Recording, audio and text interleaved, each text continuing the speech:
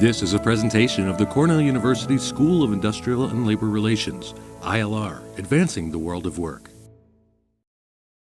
Global Labour Institute is part of the Extension Division of the ILR School. It was established in 2005 to try to give expression for the school around important international issues around globalization, particularly focusing on environmental sustainability, on workers' rights and economic democracy issues. The history of this process was started really for us in 2007 when we organized a major conference on climate protection called the North American Labor Assembly on Climate Crisis. It was sponsored by 11 unions and had an international audience, and over 400 people attended the conference.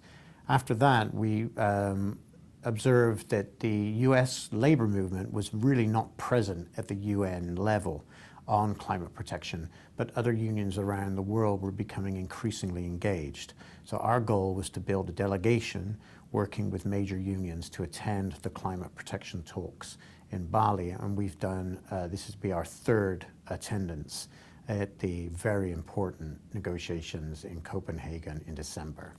There's a global trade union body called the International Trade Union Confederation. They have 168 million workers affiliated to that body. It really is the primary union organization in the world.